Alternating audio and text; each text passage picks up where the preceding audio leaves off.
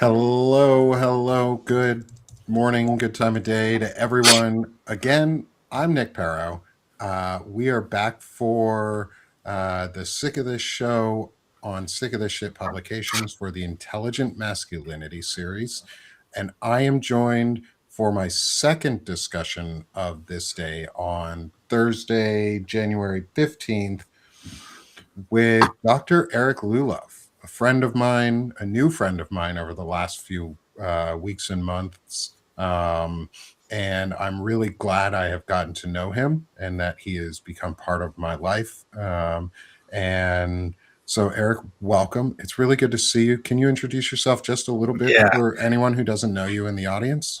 Hey, everybody. So I am Eric Lullove. I am a podiatric physician during the day. I'm a father, husband, best friend, pickleball player in the evening, researcher, substacker. So part of the new community of building intelligent men and having a role in this world that is not of hate and evil. I love it. Yeah. And I'm glad you're out here doing it too, because there's a lot of work to be done.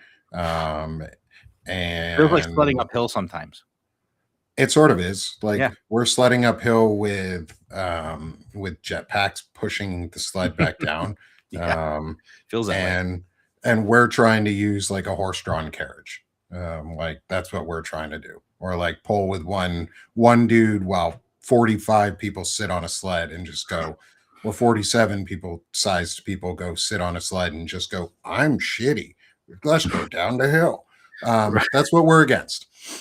So Eric, I'm glad you're here with me. This is going to be a really fun conversation. Yeah, We this is have a gonna be a little bit blast. more time.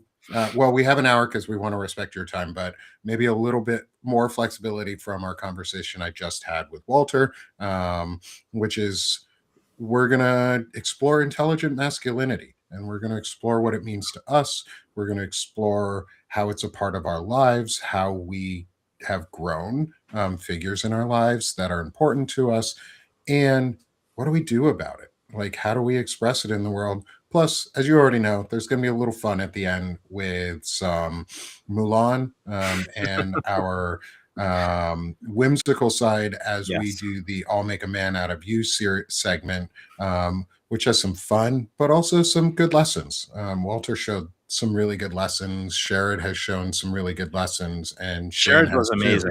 Sherrod Oh my was God, for Sherrod his was amazing. for a 19-year-old kid, he is wise beyond his years where he's at right Yeah. now. Yeah. Yeah. And I give Sherrod and Shane so much Gene too. credit Yeah, for what absolutely. they're doing. Shane is 25, I think it is. Sherrod's 19. Like, Sherrod works with Gavin Favor, who's also another young man who's, I think, about 19 or 20 as well. And they started Centered America, 501c4 organization that is trying to center the discussion on values and pro dignity and pro life, not on whatever regressive bullshit that we are going through right now. And that's super. Like, I was drinking and doing dumb shit in Exactly. college in Oh a yeah. fraternity as a music major. Like, that was what I was doing at 19. This kid's I out don't here. remember much of my 20s, if that gives you any idea of what I was doing. So like Yeah. No, yeah. same. Like, early Yeah. 20s, I don't remember a lot of it. Like, if that tells you what it means, like, so be it. But I don't I don't remember much of remember my it. 20s. I forgot the majority of my 30s. I really didn't start living till my 40s. I've And been then lucky. and I'm living my best life in my 50s, and I hope that I live well into my older years so I can really enjoy my best years. Yeah. I hope you do too. I Same hope you here. get to enjoy them and that we get to hang out while you're enjoying them and doing Yeah. our shows and having these discussions and giving people a place to come that doesn't suck. Because part of all of this discussion, so I didn't say it in the show with Walter right before this, but is at the end of this whole series, this 2-month long temporary series right now, which I'll probably make permanent. And just keep going forward with these types of discussions. But at the end of this initial 2-month period, Shane Yerk is going to interview me as Ooh. I the went one front row who has to for that answer one. these questions. And then I'm going to close it out with a full discussion of articles and deep diving into what we've learned, what new intelligent masculinity and the scholar warrior mentality is, what each person exemplifies in it, and the lessons we've learned. Because each show so far has had a different subtext to it, slightly. Each one is slightly different, and everybody has their own As point it should be. of view. As it should be, yeah, As it because it's should be. our own lived experiences. Um, and it's building an incredible narrative. And so I posed it to Walter before I asked him the question, but I want to wait on it this time, is what my thesis behind intelligent masculinity is. You may have heard it already, but I want to get your thoughts before I, let's say, poison the well with my idea. No, there's no poisoning with you, Nick. No. It's maybe a Well, slow pain, but not poisoning. No. well, isn't that poisoning? Slow, painful death over No, long sometimes periods of poison time? doesn't always kill you. Oh, It just that's makes right. you very uncomfortable. Oh, that's true. I'm like that. Yeah. I'm like that, like gnat that just buzzes in your ear that you can't ever fucking get away. That just keeps repeating this shit. Like, be a better person. Be a better person. Ask yourself questions. So I'm going to ask you some questions, my friend. Let's go. As we go into intelligent masculinity. Yeah. So the first one, again, this one is going to probably end up being a two-part question because it always does. But that's the fun of this question, is that it can break down into two parts. Yeah. Is the first part here is, who has been the most influential male figure in your life and why? And it does not have to be for a positive reason. So, unfortunately, I'm going to say it was my father. Believe it or not, Okay. there are really two men in my life. The first one was my dad. Now, I lost my father when I was 33. He had a really aggressive cancer diagnosed when he was 52. Passed away when he was 58. He passed away 6 weeks after my first marriage. Like literally 6 weeks after my wedding day, I was burying my father. So when I look at role models, I mean, my dad was flawed, as I think, we all look at our parents as part of it. I think getting mature as a male is understanding that even though your father can be your hero and your role model, that you have to understand that in our heroes can be flawed, which is why, believe it or not, Batman is actually my favorite comic book hero, because he was so flawed as an individual that this other persona of the Batman, which was basically this expression of who he could be, which he couldn't do as Bruce Wayne, right? So my father really was one of my earlier heroes, and I always looked up to my father. He was a guy's guy. He was loved. He had great charisma. He was friends with everybody, very similar to what I bring to the table with my own personality. But him passing away when I was 33, so for the last 22 years, I have been my own role model. I've had to basically step up in my life to be that role model for my wife, for my daughter, for our other family members, for my wife's three boys. Even though they have their own biological dad, and they were adults when we got married, but I've had to be that step up type person. It's taken me a while to get to that point, to find out really that I don't need to be that aggressive male role model. I can be the more nourishing, nurturing, be there, supportive, without having to be the aggressive male. It's not a typeset that I believe in. And I've had to kind of deliver that with my own clinical practice. Like, patients don't want to walk in and have the doctor be an asshole. Yeah. Like, there was an old saying, like, one of the best vascular surgeons in my area had great surgeon, terrible bedside manner. He was actually an asshole to everybody, but he was such a great surgeon that you knew you were going to get taken care of. You just didn't like how he was going to take care of you. It was like, Yeah. Right. So, but I've kind of changed, really. So the two parters, really, and then I've had different role models in my life, but really my father, and then kind of looking at myself. And I, to be honest with you, I think the other role model in the last 15 years of my life has really been my wife. That was Who going has to be the been, second half. Right, which is the second half, which is the Yeah. strong, nurturing, supportive part of my life that has centered me when I've needed to be centered and to be brought back down to earth and to understand that there's a whole nother aspect of personality that needs to be cultivated. That, you know, being even Gen X, we didn't really tie into that early in our lives. It was more still kind of that baby boomer filter in to be that typical male. But now I'm seeing the other half of where I need to be into my later half of my life. So going into that, how has that changed some of the ways you manage like emotional burdens? Like as you've um, learned from the support and the grounding that your wife is able to help you with, how has that helped you learn to either manage your own emotional burden or um, use like I hate saying use your wife as a sounding board because that's rude and that sucks. Is I I use my wife and I use each other as Right. emotional grounders, but we don't rely on each other's emotions. How do Correct. you balance that in your own life?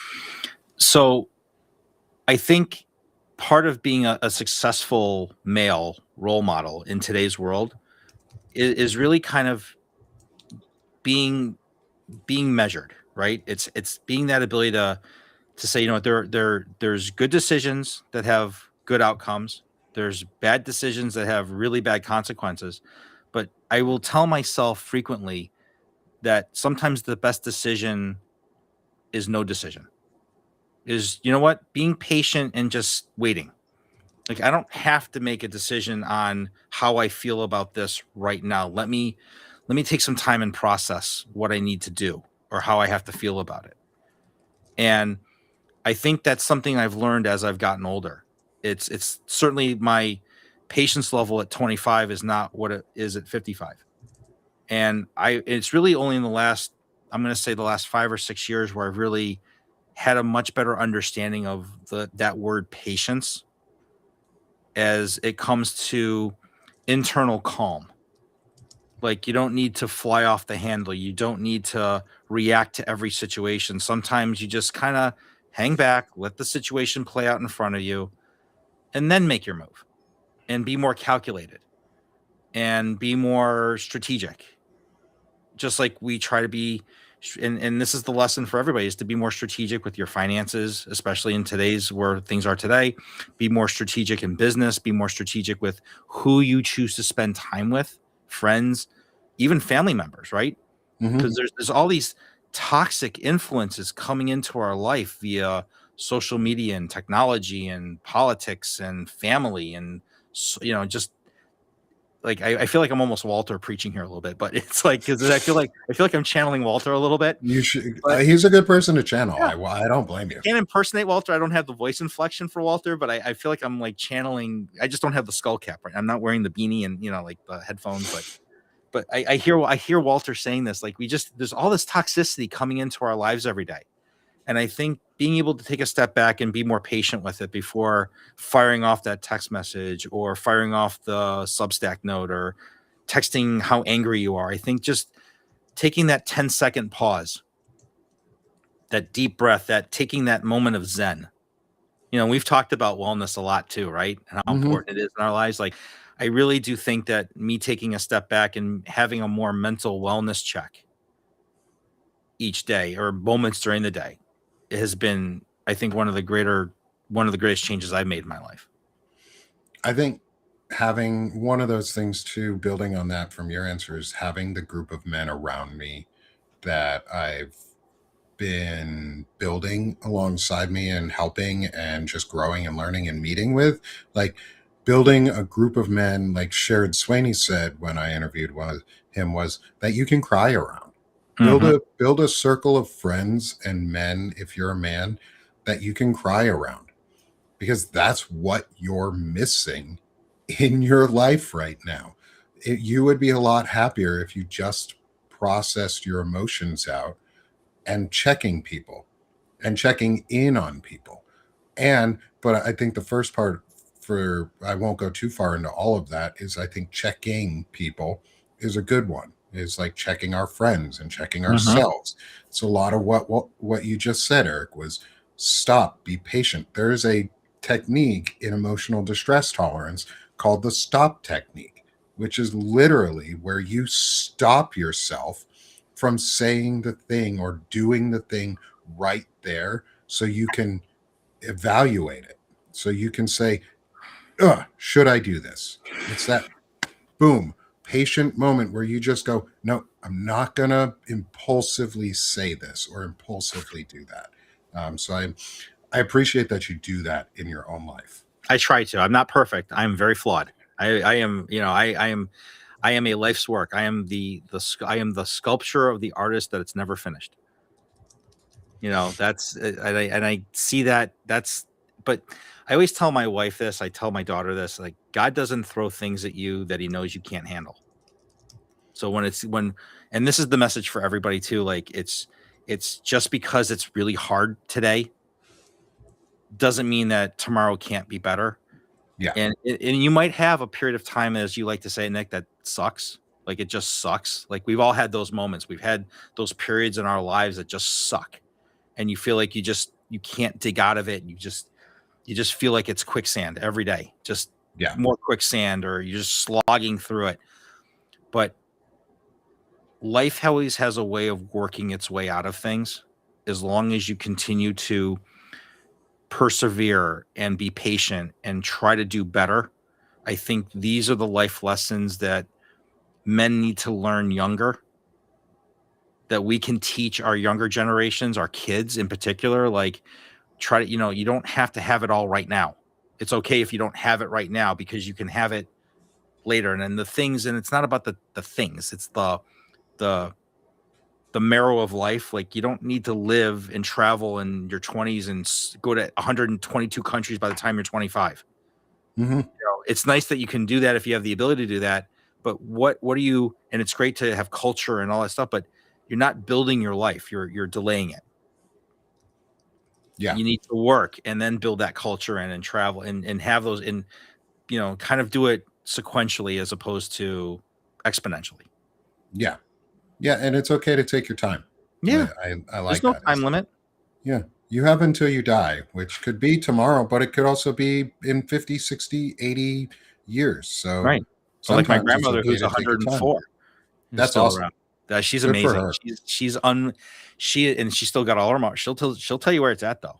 She if she was anywhere technical, we could get her on just to have her talk at 104, and how lucid she is and how an amazing of a woman she is. I mean, she was born in 1921. Think about the life that she has lived in the last 100 years. I mean, to have a centenarian and have it be lucid memory of Yeah. everything.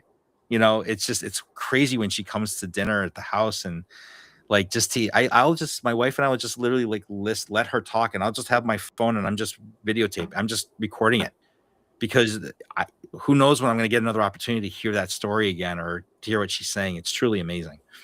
We should find a way to do that for you and for her, is Yeah. to just She won't have her get looking talk. at this though. She won't understand looking here. She'll be looking around, seeing who she's supposed to be talking to.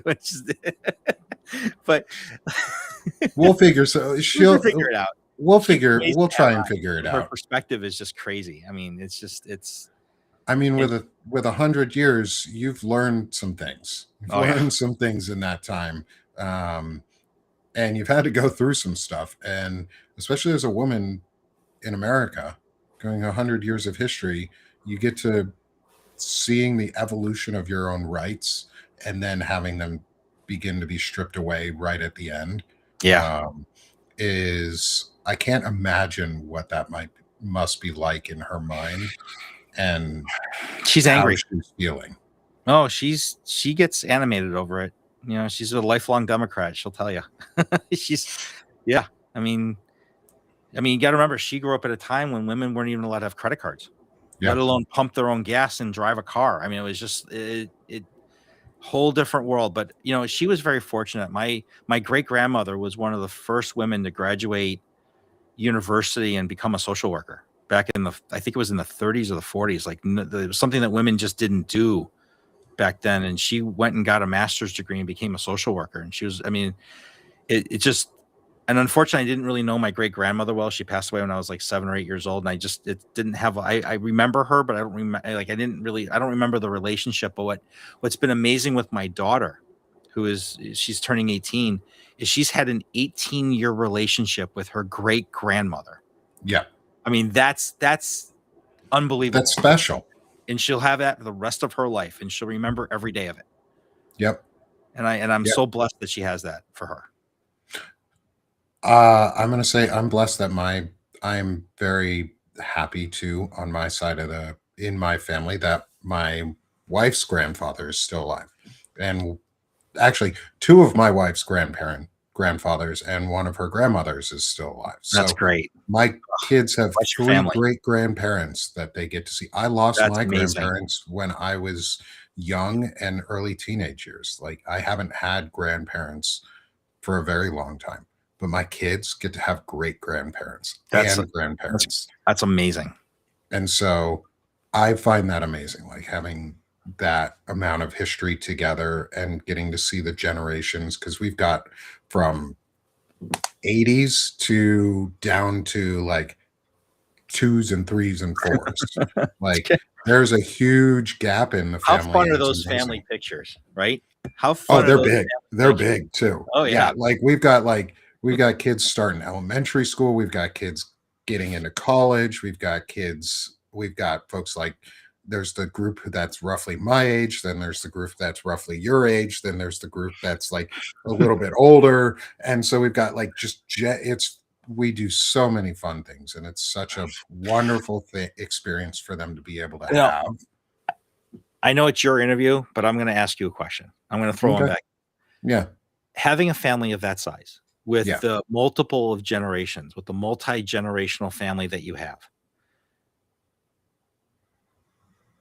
how does that make you feel as a parent?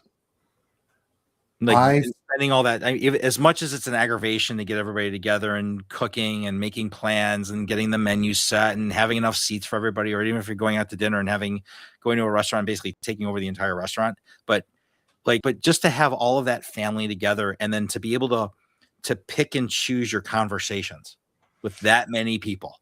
Yeah. I have to say it's really cool. We didn't get this for a long time. My wife and I have been married for almost 11 years now. We've been together, I think 13-ish years. Overall 12 or 13 years. And during the first 8 years of our marriage, I didn't know this side of my wife's family. Wow. Shane, if you're watching, this is your whole interview set up right here. Shane, if you're watching this, interview set up. And so I didn't know that whole side of the family.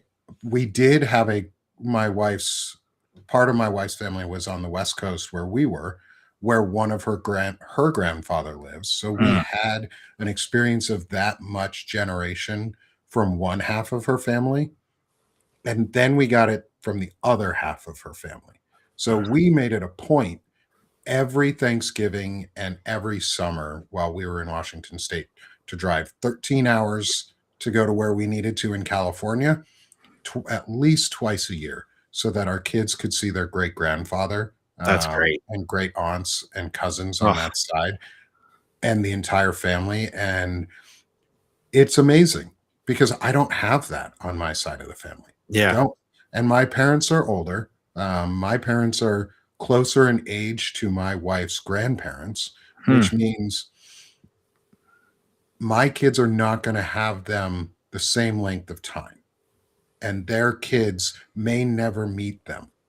Whereas my grandkids will probably meet my wife's family and my wife's parents because they're going to be younger.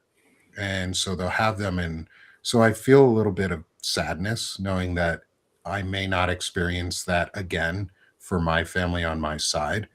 But I also feel the happiness that my kids get it from part of their family. How rich are your kids going to be just for having that one half of that family experience and that aspect? And it's really a blessing. And what I was going to kind of finish the thought process with this little topic here was I think we all need to get back to family. I think we've not the current sitting president's version of what the 50s should be family wise, but more of a modern look. We need to just get back to family and just get back to love, kindness, empathy, compassion, the things that drew us together in the first place, to be together, and not all this extraneous crap that goes on, with stressors and this person and that person. Just get back to the core of why we are family, right?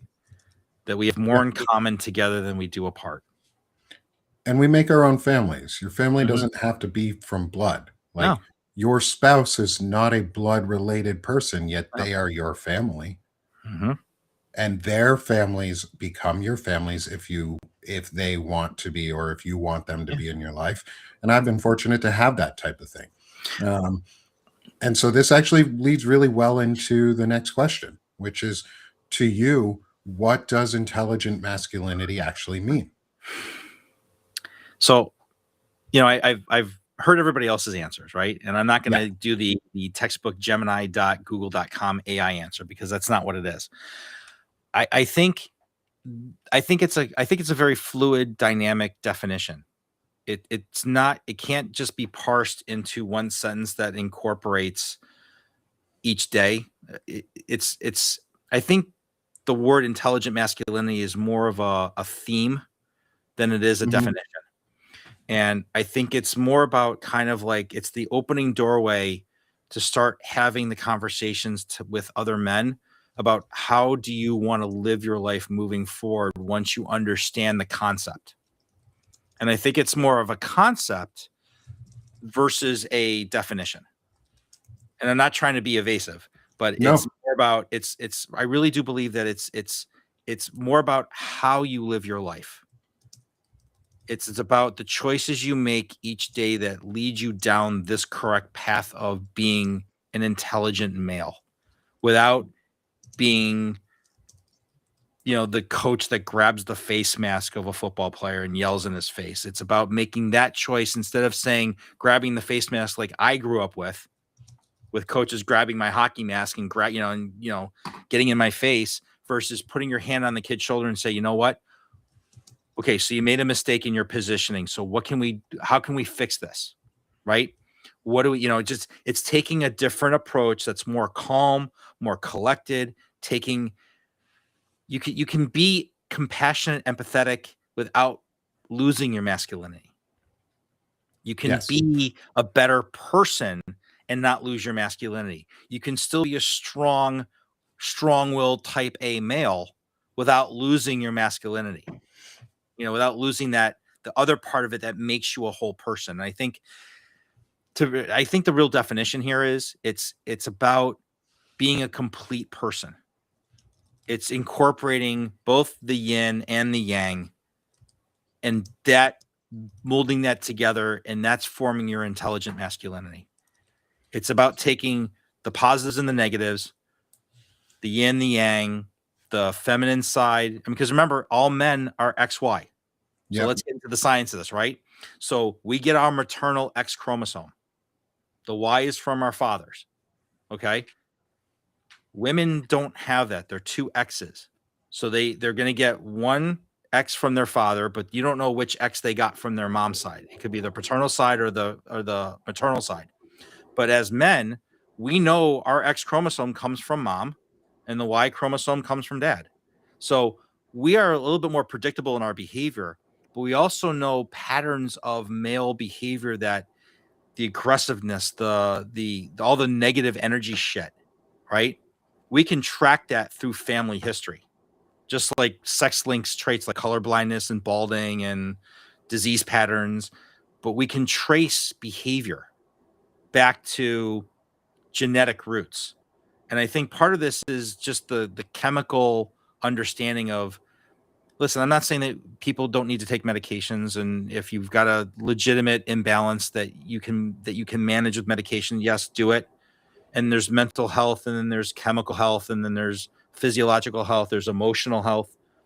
But all of this leads down to this one road of this concept of what I believe the masculinity of being intelligent means. It means using your head that's 3 feet above your ass, not the other head. I right? like that. Yeah, use your Okay. big head, not your little head.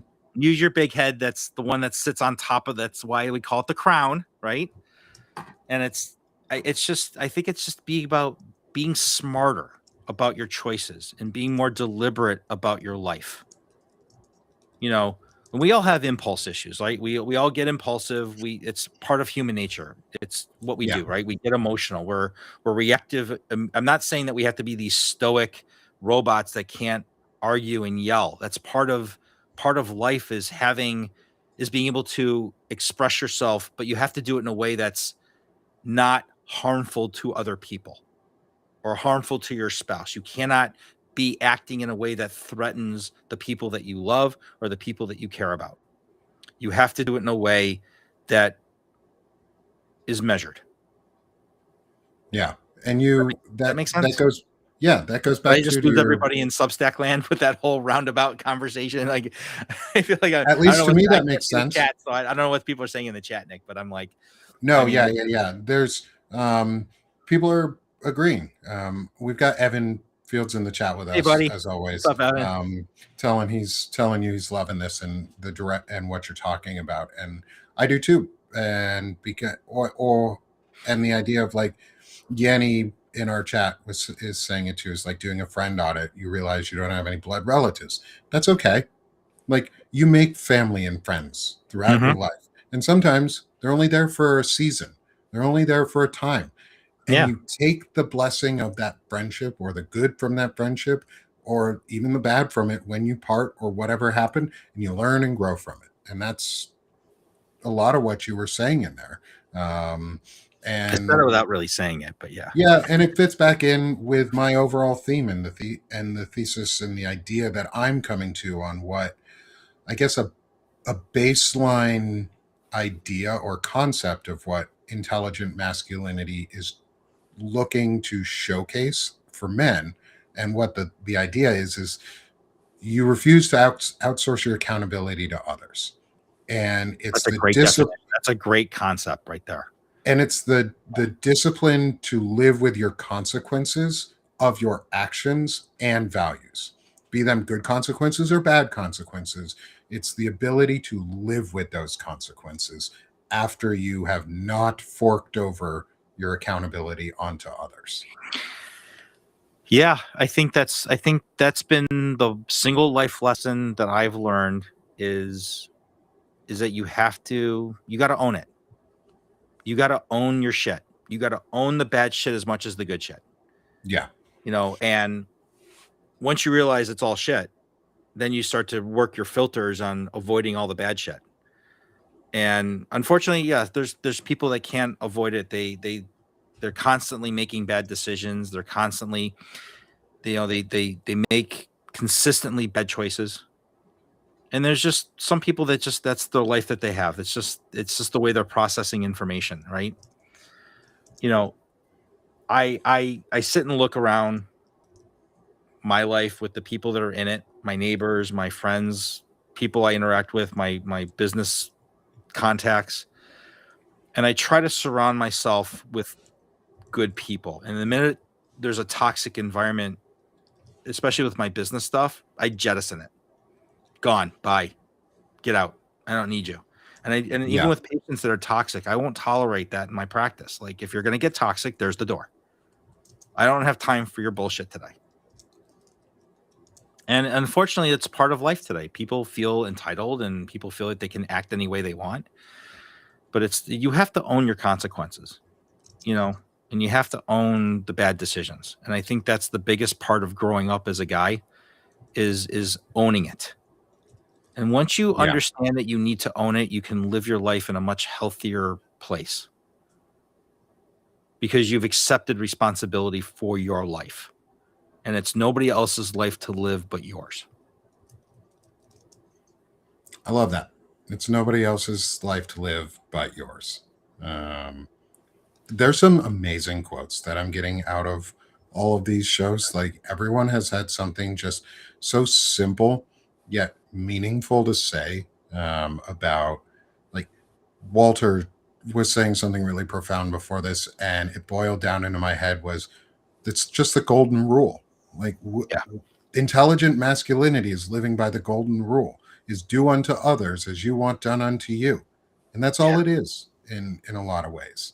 Um, and so with that framing and what we've talked about on patience, on letting yourself stop and think, how do you model the intelligent masculinity in your life? So this is where actions are louder than words. You can put all this stuff on paper. You can write a lot. You can write multiple articles on how people are to behave and what you think they're right. But if you don't follow the practice of what you write and what you publish and what you believe, you've got to live the mantra, right? You've got to live the words that you speak. And if I'm telling patients they need to diet and exercise and do this, then I better do it myself. Otherwise, you're coming in to see a physician who's 300 pounds, who's 55 years old, who's going to die in the next week from a massive heart attack, right? So how does a patient believe me if I'm not doing those things I'm asking them to do, right? And it Yeah. would be the same way. And we have to model. It's the same thing. If I tell people that your life is only yours to live, then I have to follow that same mantra. Same with Walter, the golden rule: do unto others as you would done unto you. Be nice to people. I think I said it yesterday, and I did a quick live yesterday. I know you popped in for a few minutes. I was only on for 20, but I said, be kind. Do something nice for somebody today. Mm-hmm. Even if it means calling a friend and checking in on them. I think you and I were texting last night, and the first thing I said to you was, how are you? Yep. You know, and I just that little, how are you? And it's such an inviting comment. Three little words. How are you? That makes such a difference in communicate. And I think also one of the things that, It makes you feel welcome yeah, from the person who receives that text message. It makes you feel welcome. It makes you feel valued just for existing. but I also think, and with a lot of noise, right? We live in a lot of noise. I think we all need to be better listeners. I really do think that we're not listening to each other. There's a lot of talking over each other. And I think what's great about the show that we do with Evan and Walter is that each of us make sure that we don't talk over each other. Even if I inadvertently interrupt either Evan or Walter, I'd be like, go ahead, Walter. I don't need to speak right now. Let me hear what you have to say. Yeah. And that's what's great about you. You're such a phenomenal moderator. Thanks. Because you're like even keel. You're like a very calm ocean, even though probably under the water, you're more like it's pretty roiling most days. They're going 300 miles an hour.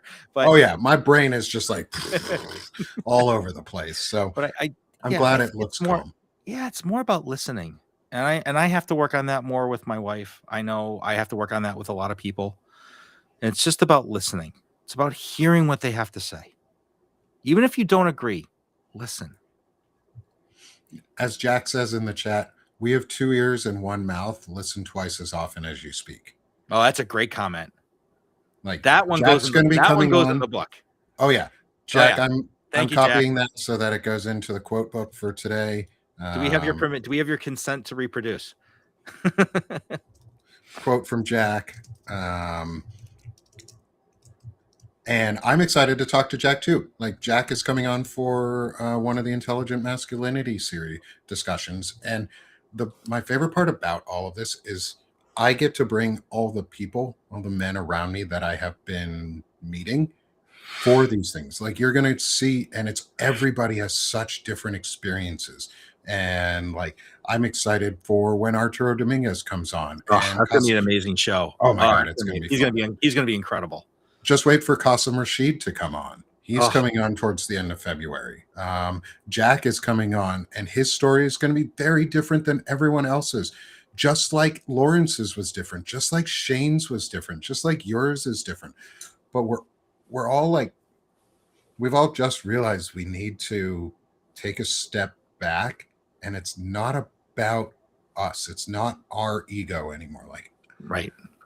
Yes, I have an ego. Yes, I think I'm good at things, but I don't project that ego onto others as often as I used to. There are times when I still do because egos are warranted. We're going to have Evan Fields on next week. I think Marlon Weems is coming on too. Marlon's going to be a great Marlon's discussion. gonna be He's a great cool too. dude. Marlon's a great guy. Um, I love everybody you're bringing on. You're setting a lineup. This is like the history of the New York Yankees all-star superstar lineup in a triple header, and everybody no, gets no, no. This one. is the You're gonna history lose of the Boston 98-0. Red Sox. Oh, Red Sox, you're As I talk over you, as you say, we don't talk over each other. I'm a Red Sox fan, so I can't let that one stand. This okay. is the history of the Red Sox winning the World Series after they came back from three 3-0. games down to the Yankees, and then they swept the rest of the series and swept the Cardinals. And it was an amazing experience because I got to watch that as a kid for the first time. Boston had won in decades, and I got to see it and I got to experience it with my family, where three of us are Boston fans and one is a Yankees fan. I won't reveal who. Mom, um, too bad for you. You lost that one. We all won. It's I mean, I and but we can I've have been these rivalries and fun yeah, conversations about things without fighting each other. Like it's yeah. not about us fighting. I mean, I've been Um, pretty blessed. I mean, I grew up in the Detroit area, so I've been very blessed. I got to go to the World Series in '84. I got to see, two NBA championships with the Pistons. I got to see three NBA championships with the Pistons, two Stanley Cup Finals with the Red Wings, two national championships with the University of Michigan. I grew up in a very heavy sports town, and so the only team that really has been not great for me has been the Lions. But I'm that perennial Lions fan that they start the season and everything's great, and then the wheels come off the wagon and they finish 10-6, 10-7, Sort of or like the 9-8. Cowboys and And it's the greatest season on the planet because like they finished 9-8. It's like yeah. right. We have a winning record. It's like the Cowboys in And we're the drafting 18th and playoffs. not going to have a great draft pick, right? Yeah.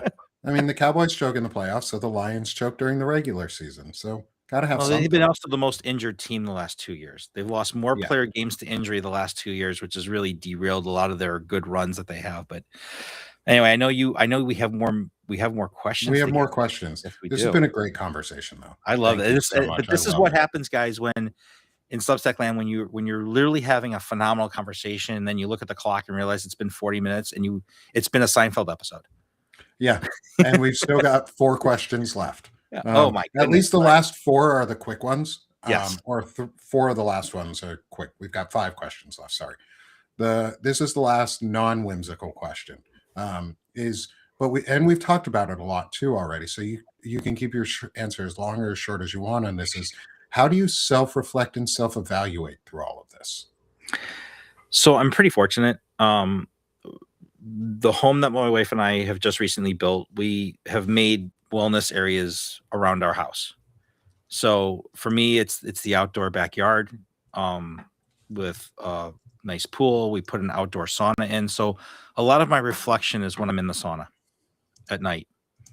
And I spend a lot of time, I'll spend 35, 40 minutes in the sauna getting a good sweat in, for the physiological health. But this is when I do a lot of my reflecting because I'm so busy during the day. I don't have time to do it in the middle of my day in my office, and I've got research projects and Substack and patients and charts and records and administrative work.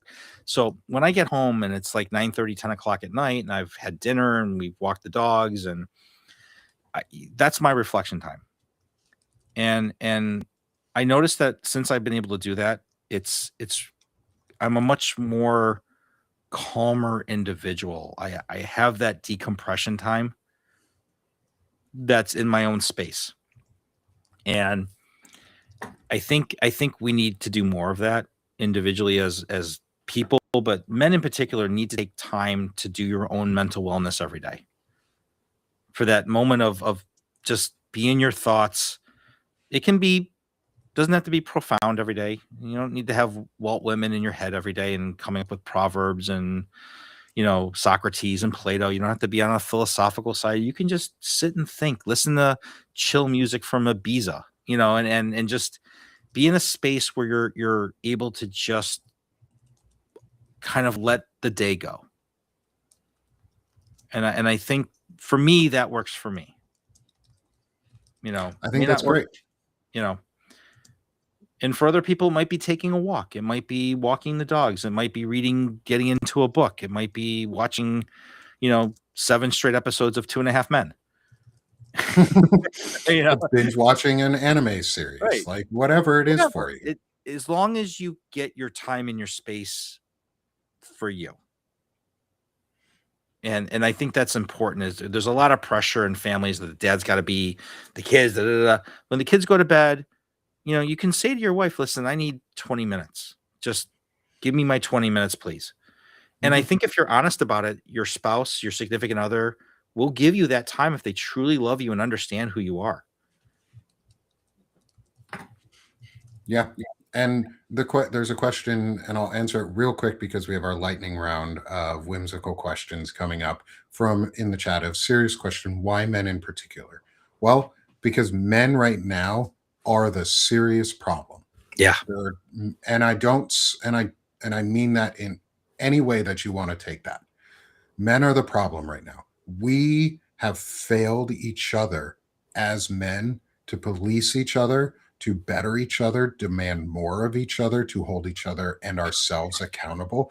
Because, like Evan Fields just said, because we suck and we're stuck. It's not even that Yeah. men suck in the end, it's we're stuck. Yeah. We are so indoctrinated on the male side, and that bleeds over into the female aspects. But I can't talk from a female side. I'm not a woman. So I choose this from the male side because that's my lane. I watch my lane and I know that I can influence men in a positive way. So why men? Because men need a lot of work and we need role models who are willing to come out and talk about these things. Because right now, we have so many men that are listening to Joe Rogan or Theo Vaughn or shitbags like that who don't understand what masculinity is, or they don't even ask the simple questions of, can I be better?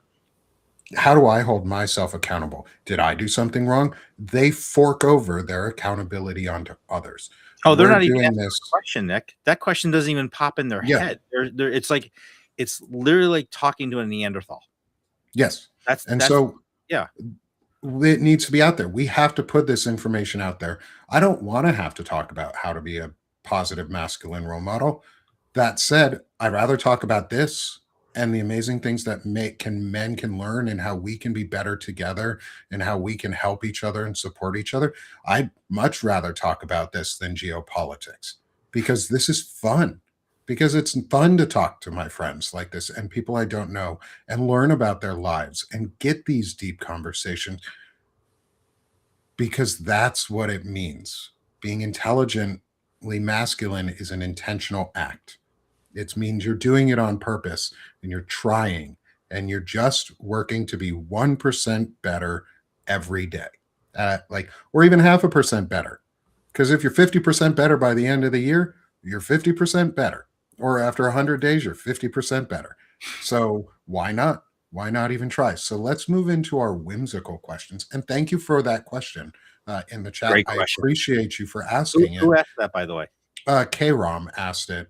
So thank you for asking. I Yeah, great appreciate it. question. Welcome if you're new to the community. If you're not, thanks for being here with us. Thank you, everyone who's in the chat with us, too. We're in the final segment of Intelligent Masculinity, where we move over into the Mulan side. A little bit whimsical, because I love Mulan, and I learned a lot of lessons from that movie. And I'll Make a Man Out of You is the Let's Go Girls clarion call for men. It's our battle cry. In so many ways. And I want your opinions on these next questions for me. So, Eric, to you, what does it mean to be as swift as a coursing river? There's 2 ways to answer this, but I'll go with my version. There's the what it actually meant, what the author of the song, what he intended for that to be. The which Donny Osmond did a great job, by the way, on the recording. Just so anybody didn't know who sang that, it was Donny Osmond. But it was so as swift of a river means that you're able to, on the male side, it's being able to move quickly to react to situations, to kind of be the hole in the wall, to plug the hole in the dam, to be the rescuer, the firefighter that runs into the building, the doctor that runs into the emergency room to take care of a patient who's bleeding, or even the husband that goes and runs and takes care of their child who just hurt themselves. It's being able to just act quickly when situations arise. And it doesn't have to be battle or war. It can just be life. It just means being responsive in a way that you're not delaying your response to a situation. Adaptive and proactive. Yes. I think I like that. I do. What is your alternative? You said you were going to give me two here. Well, the other is run in, guns blaring, shoot first, ask questions later. Well, yeah, I guess. To me, that's more of a raging fire than a river. What's that? That's a raging fire to me more than a river. I would say that's a class 5 rapid. Oh, okay. Yeah, that's fair. If we're going to stay in the water motif, right? That's going down freaking Niagara Falls or Angel Falls without the bucket. Without the bucket. Without just the bucket. dropping. Just right. Like, hey, I can fall. It's like walking off the cliff knowing that there's a cliff there and you don't care what's underneath it. Or if you want to go skydiving, you only need the parachute if you want to do it twice. That's one way to look at it. Right? You're not wrong. It's a long drop with a sudden stop. And you don't want to be that sudden stop. No. Okay. I love this. This is fun. All right. Our next question. How do you embody the force of a great typhoon? I think it's being able to engage people in situations and life events aggressively, but with a sense of tepidness. Like you do it with a way that's, like when you think about a typhoon, it's very well organized. Yeah. Okay. If we're going to define what a typhoon technically is, it's basically a wind event with a lot of water, but it's very well organized, but it's moving very quickly. It's rotating rapidly. I think for men, it's being able to be very organized with your thought process to be able to respond to the event so that you can be as fast as a river, but in a manner that's very well organized, which is two things. You can either be well organized and not do damage, or you can lay waste to everything. Yeah. Which is going to, and I think all this kind of is this push-pull with men on when to be more masculine and when to be more feminine, and when to merge and juxtapose the two together to get the best absolute outcome in any situation, event, discussion, that kind of thing. And I think that's always the internal battle with men, right? It's when does that Y chromosome pull too much versus the X side? Yeah. It's mindfulness in practice in many ways is another way to think, at least for me, to think about it. And so moving on to our next question here, how are you as strong as a raging fire? Again, it's the same thing. A raging fire can be really destructive. Remember, a fire doubles in size every 20 seconds. That's back to my firefighter days, by the way. So when you leave a fire unattended, it will literally just burn out of control. But I think you need the intensity of a fire that's well controlled, means that you can be very pinpoint focused on what you need to do. You can be exacting with a lot of intensity in your mannerisms, in your behavior, in your intent, without destroying the planet around you. I'm writing it down as you're saying some of it. I'm trying to take notes too while we go. And it's that I like that metaphor though, of focused with that phrase of focused with a lot of control to avoid breaking the world or setting the world on fire. I think that we're living through men trying to set the world on fire who are focused with a lot of control or not avoiding setting the world on fire. But that's a discussion for another day because we're here to talk about it. Conversation you didn't want to have. Yeah, that's the conversation that we'll have. Yeah. We always have, so we don't need that here. Right. We don't need that today. But finally, and in our last minutes, so because I know you're going to have to run here soon too, is how are you mysterious as the dark side of the moon? I think I take that for my own self to be clever. It's about being smarter than what people expect you to be. It's to be that analytical mind that can work through a very difficult problem, or to be able, like, men are fixers, right? We always want to fix something. We always think if it's broken, we have to fix it. That's our persona, right? You know, and sometimes being mystical or being mysterious means not having to fix it. Sometimes you don't want to fix it. It's not our job to fix what is already broken, but you can also fix something that doesn't want to be fixed. And it's knowing when to change the light bulb. I like that. Knowing when not to and when to. It's having Mindfulness. it's having wisdom to know that this is not something I need to get into. So let me just kind of Wisdom to keep your nose out of things. let me be in the room without being in the room. And I think that goes back to, in the end, wrapping it all back into some of the things we've talked about, is that patience, but it's that ego-free mentality. It's not about you. It's the wisdom to keep yourself out of it. And the wisdom to let yourself be involved when it's needed. So this has been such an incredibly fun conversation. I want to add one more thing to that. Yeah. I think with me in particular, this is a concept I've really recently started to just grasp around, is that, unfortunately, as a physician, as a surgeon, it's always type A. It's always I'm the one that has to be right all the time. Like, when a patient walks in, they're looking to me to fix the problem. Like, so this is an inherent ingrained medical training. Like, you have to have the answer, right? Patient comes in, I have to have the answer. Mm-hmm. And if I don't have the answer, I have to look it up and get back to them, draw laboratories, do radiology studies. But it's for me to solve the puzzle, right? But sometimes the relationships and the people that we deal with outside of our work are not puzzles to be solved. We're not therapists. We're men, right? We like things to fit where they're supposed to fit, but we also need to know when not to reach our hands in the cookie jar. Like, just because you're in the kitchen doesn't mean you're the chef. Yeah. Right? And unless we're asked to help, the question shouldn't be, why do you want my help? The question should be, how can I help you? What do you need? What is it that you would like me to do? It's to take that step backwards and be more passive in conversation, to be more passive in our relationships, to be more inviting and more friendly and more